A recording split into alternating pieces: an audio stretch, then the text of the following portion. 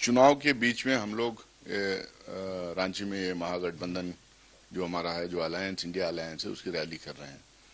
बहुत सारे नेता चुनाव में बिजी भी हैं और बहुत सारे नेता इस रैली में आ भी रहे हैं। आज ये जो रैली होगी, ये मेरे ख्याल से चौथी रैली होगी। एक बॉम्बे में हुई थी, उसके बाद पटना में हुई थी, दिल्ली में हुई थी और यहाँ पे हो रही है। और एक रैली हुई थी, वो अलायंस की रैली हुई थी यूपी में भी। तो बड़े रैलियों का तो फायदा होता ही है।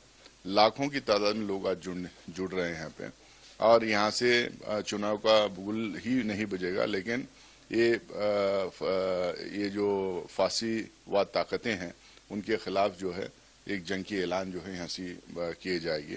और ऐलान का मतलब ही यही होता है कि एक अनाउंसमेंट, एक घोषणा, एक रेवोल्यूशन का घोषणा। तो आज घोषणा यहाँ से वो होगा। मल्लिकार्जुन खड़गे साहब आ रहे हैं, राहुल गांधी साहब आ रहे हैं, तेजस्वी यादव जी आ रहे हैं, अखिलेश यादव जी आ रहे हैं, फारूक अब्दुल्ला साहब आ रहे हैं, दूसरे पार्टियों के संजय सिंह और के मिसेस केजरीवाल आ रहे हैं, भगवंत सिंह मान साहब आ रहे हैं, शिवसेना एनसीपी के नुमाइंदे भी आ रहे हैं। तो ये तमाम लोग यहाँ पे आज पार्टिसिपेट करेंगे। और खासकर हेमंत सोरेन जी जब उनको तंग करके, उनको हरास करके उनको अरेस्ट किया गया, उनके एब्सेंस में ये बड़ी रैली हो रही है।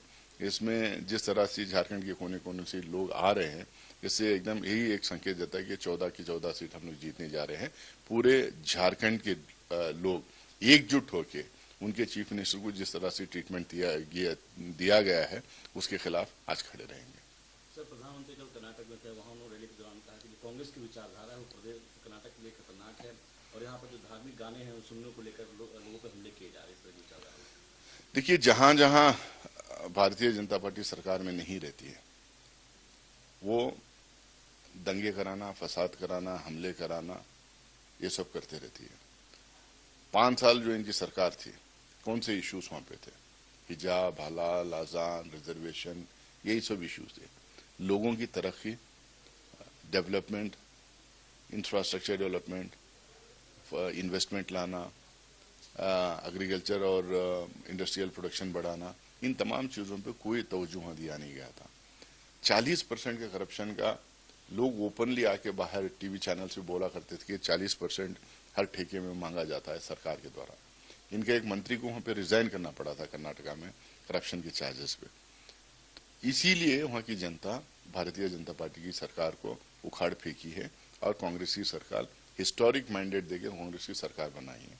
और उसी तरह से वहां की आवाम जो बीजेपी के कार्यकाल में 2 तरस थी और ये मोदी जी के कार्यकाल में जो पूरे देश भर में जो हो रहा 10 साल से, उसको देख के जो परेशान है, तो इस चुनाव में पूरे 28 सीट में एक तरफा कांग्रेस को वोट मिलने जा रहा है और जनता देने जा रही है। नरेंद्र मोदी जी और भारतीय जनता पार्टी बौखला गए हैं, उनको समझ में नहीं आ रहा क्या आ रहे हैं। इसीलिए ये जनरलाइज टाइप के जो है आरोप लगाते हैं, टारगेट करते हैं। इससे जनता उठ चुकी है और 28 के 28 सीट कांग्रेस पार्टी वहां जीतने जा रही है। सर, वही प्रधानमंत्री ने नांदेड़ में रैली के दौरान राहुल गांधी की टिप्पणी की और कहा है कि जो कांग्रेस के शहजादे हैं उनको वायनाड से संकट दिख रहा है और 26 अप्रैल को वायनाड में उनकी वोटिंग इंतजार तो उसकी टोली वहां से जाएगी। इस पे कल मैंने बोला था कई टेलीविजन चैनल पे, प्रधानमंत्री नरेंद्र मोदी जी 2014 से 2024 तक देश के प्रधानमंत्री रहे। 2004 में बहुत सारे वायदे इनके देश की जनता से किए थे, 2014 में, और 2019 में भी बहुत सारे वायदे इन्होंने किए थे। अब 10 साल के बाद जब चुनाव आया है, इनको रिपोर्ट कार्ड जनता के सामने रखने की जरूरत है।